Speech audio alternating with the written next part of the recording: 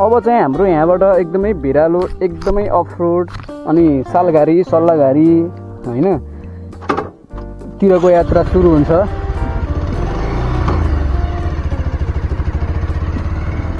सालघारी सल्लाघारीतिरको यात्रा सुरु हुन्छ यहाँबाट हाम्रो है। अब यहाँबाट चाहिँ यो बाटो चाहिँ कस्तो हो भनेर तपाईहरुलाई जानकारी गराइहाल्छु म। एकदमै भिरालो हो, यसमा हातको हल्का ब्रेक तपाईलाई जानकारी गराइहालौँ। यो भिरालोमा बाटो कसरी बाइक कसरी चलाउने भनेर खुट्टाको ब्रेक छोड्दै नछोड्नुस् है। अनि हातको हल्का ब्रेक खुट्टाको मजाले खुट्टाको ब्रेक चाहिँ। हेलो नमस्ते तपाईहरु सबैजनालाई हार्दिक स्वागत छ है। केवाई लिगेसी युवराज युट्युब च्यानलमा तपाईलाई हार्दिक स्वागत छ। म छु तपाईहरुकै साथी युवराज। अनि आज चाहिँ म यो भिरालो बाटो अफरोडमा चाहिँ बाइक कसरी चलाउने अनि अफरोडमा के गर्ने भनेर जानकारी दिन्छु। म फेरि खत्रै प्रो राइडर हो नि किनभने मैले यो बाटोमा यो ओह्रालोमा आफू लडी पल्टी हैन रिक्स लिँदै तपाईहरुलाई जानकारी गराउनु भने ठुलो कुरो हो क्या हैन। त्यो भएर यो भिरालो बाटोमा यस्तो भिरालो बाटो आयो अझै सल्लाको यो के भन्छ यसलाई पातहरू आयो पिला त्यस पछाडि सालहरूको पातहरू आयो भनेपछि यस्तो बाटोमा चाहिँ कसरी चलाउने भन्ने कुरो मलाई राम्रोसँग थाहा छ। किनभने म लडाइ गर्छु नि त यो बाटोमा। हेर्नु अब यस्तो आयो, यसमा जहिले पनि यसमा चाहिँ धेरै ठुलो ब्रेक लगाउने होइन। यस्तो सल्ली आइरह हैन, यस्तो सालाहा यसमा चाहिँ हातको ब्रेक धेरै लगायो अथवा खुट्टाको ब्रेक पनि धेरै लगायो भने यसमा चिलिलिलिलि फिल्ल भएर सर्लक जय कालिका माता यहाँ कालिका मन्दिर सबैले ढोगरौँ, सबैको मनोकामना इच्छा पुरा हुन्छ। अनि यो यस्तो चिसो छ, यसमा ब्रेक लगायो भने त गयो। त्यही भएर यसमा ब्रेक नलगाइकन यस्तो सम्म पाएपछि चाहिँ कुदाइहाल्ने हो। यस्तो सम्म पाएपछि चाहिँ हल्का कुदाइदिइहाल्ने। ओहो पेट्रोल एक डन्डी घटेछ त यार, पेट्रोल एक डन्डी घट्दा पनि कस्तो माया लागेको मलाई।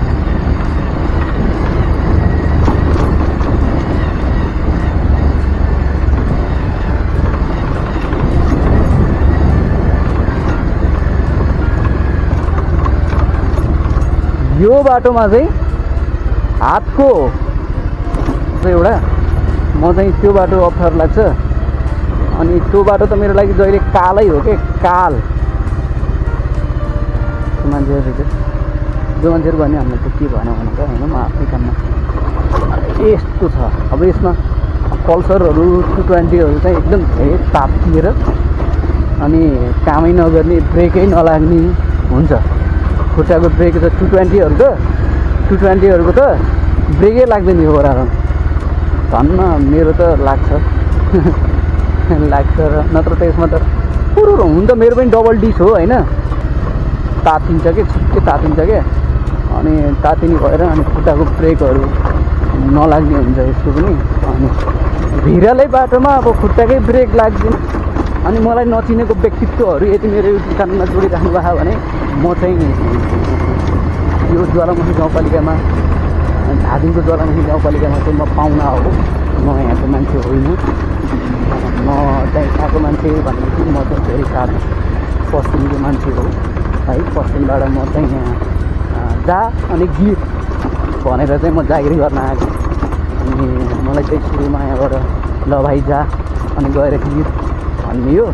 केही जा आएर गिर्नका लागि मैले पनि केही किनभने यो टर्निङ पोइन्टमा म रोकेर मोड्ने गर्थेँ क्या। त्यही भएर पनि यो टर्निङ पोइन्ट मलाई खासै मन नपर्ने मध्येको टर्निङ पोइन्ट एउटा टर्निङ पोइन्ट हो। अब यहाँबाट फेरि अर्को बाटो लाग्यो। म बाटो मैले 3-4वटा बाटो छोडिसकेँ।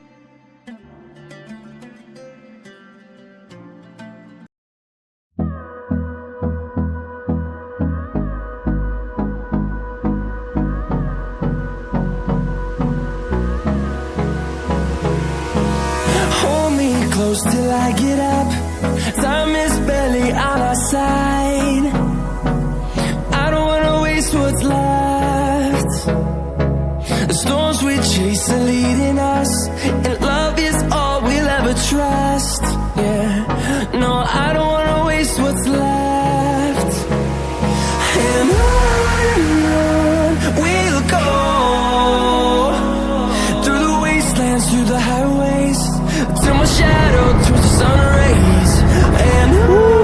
जौबारीमा पनि काफल सिकिरहेको थियो महावीर देशको हिँड्नु गएको थियो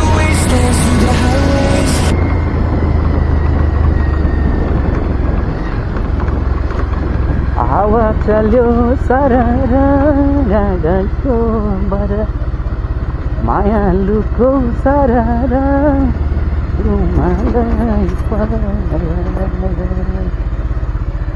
सम्झिनौ कि सारा मायाले मैले झैँ लाग्नै छाड्यो सारा बाडुल कि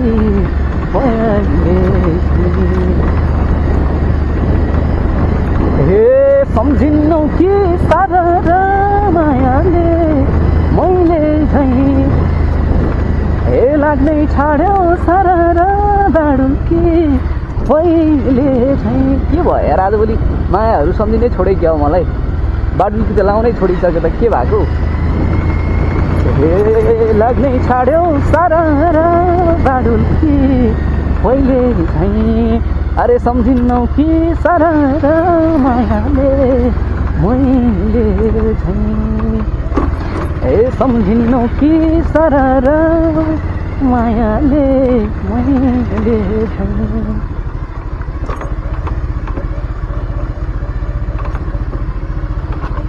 यस्तो डाँडा पाखा भिर पहरा लहरा छहरा यस्तो देखेपछि चाहिँ त्यो किसिमको गीतहरू चाहिँ आउँछ होइन मिठो लाग्छ माया लाग्छ गाउँघरको सम्झना आउँछ अनि सम्झे तिमीलाई के थियो एउटा कि सम्झे तिमीलाई सारा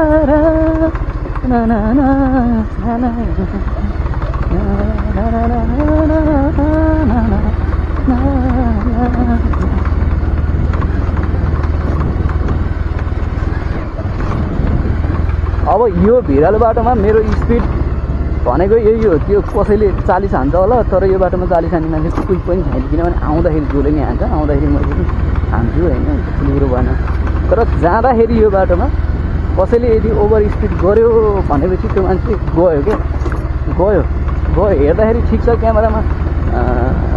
क्यामेरामा अलिकति देखिया होला अब सीधा देखिया होला होइन मैं मान देता हूँ और मान लेता हूँ लेकिन ये बहुत डेंजरस सा एरिया है इसको हम डेंजरस सा बोलते हैं क्योंकि हम इसमें राइड कभी भी नहीं किया है कर तो लेता है अब हमने बहुत बार कर लिया अब तो लेकिन पहली बार भी हमने यही बाटो पर सफर किया था ऐसे बाटो पर सफर किया था लेकिन मैंने धेरै मान्छेहरू यहाँ धोती नेपाली भएर इन्डियनबाट बात गर्छस् भनेर गाली गर्नु होला सरी है माफ गर्नु होला के हो काफल बोकेर हिँडिरा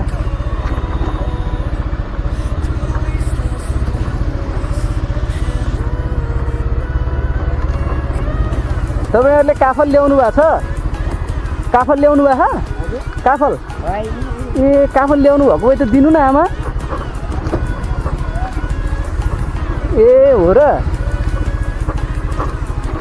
म त मागेर खाइदिने हो नि मागेर खानेकुरा त मागेर खाइदिने हो नि होइन अब काफल लिएर आउनु भयो भने त माग्ने कुरो भइहाल्यो 2टा कार्टुन देखाएको थिएँ अनि 2टा कार्टुन देखेपछि त अब अहिले त फेरि अहिले काफलको सिजन छ नि त अनि काफलको सिजन भइसकेपछि त अनि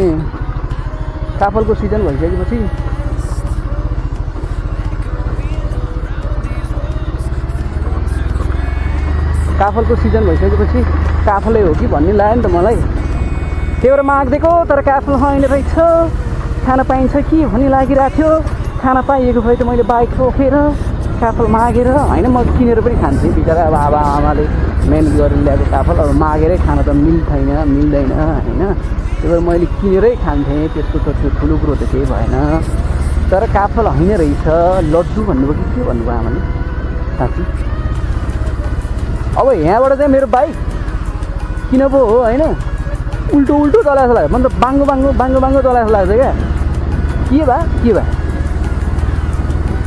मेरो बाइकले जब यहाँ आएर जाँड खान्छ जाँड हुन्न रौसी क्या रौसी त्यो रौसी खाएको हुन्छ क्या मेरो बाइकले यहाँ कहाँनिर रौसी खाएर मेरो बाइक एकचोटि पल्टेको यहाँ मेरो बाइक पनि एकपल्ट रौसी खाएर यहाँ कता पल्टेको छ क्या अनि साथीहरू मेरो भिडियो तपाईँलाई कस्तो लागिरहेछ, पक्कै पनि राम्रो लागेको छैन होला। ठिक छ, नराम्रो लागे पनि अब आइहाल्नुभयो, च्यानललाई सब्सक्राइब गरेर जानु नि त, के भयो त होइन। एउटा चाहिँ अब सब्सक्राइबर त हो नि यार है। अब दुःख नमान्नु, अब यस्तै छ। अब पहिलोचोटि मोटो भ्लग गरिरह अब होइन, अब लङ भिडियोमा पहिलोचोटि नै मोटो भ्लग हो। अब पहिलोचोटिको भिडियो त के नै राम्रो हुन्छ र पहिलोचोटिमा त के नै ठिक हुन्छ र के अब के चाहिँ राम्रो हुन्छ र पहिलोचोटिमा केही कुरो पनि राम्रो हुन्न होइन। त्यही भएर अब म चाहिँ तपाईँहरूसँग के गर्ने भनेर भन्दा भन्दा आफै यहाँ लड्ला जस्तो होला, लड्न बेर छैन है।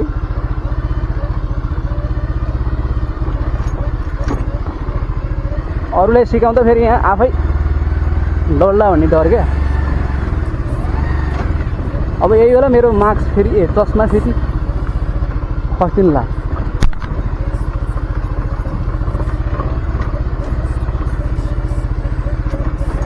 अनि के गर्ने अरे, अनि बिस्तारै ह्यान्डललाई नबेटार्ने, बिस्तारै समाइराख्ने, ब्रेकलाई पनि नछोड्ने, क्लोजलाई पनि नछोड्ने, त्यस पछाडि खुट्टाको ब्रेकलाई पनि नछोड्ने। बाइक कहिलेकाहीँ ओह्रालो बाटोमा बाङ्गो बाङ्गो हिँड्छ मेरो जस्तो, कहिलेकाहीँ मैले मेरो बाइकले फेरि जाँड खाएर हिँड्ने आउँछ कि जाँड, फेरि म जाँडेन र।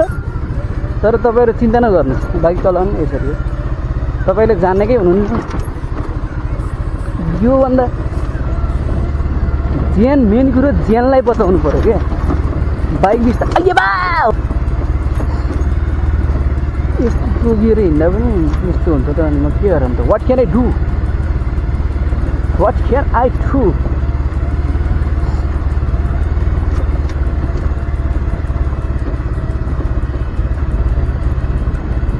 हो हो हो हो हो हो हो हो हो तिमीलाई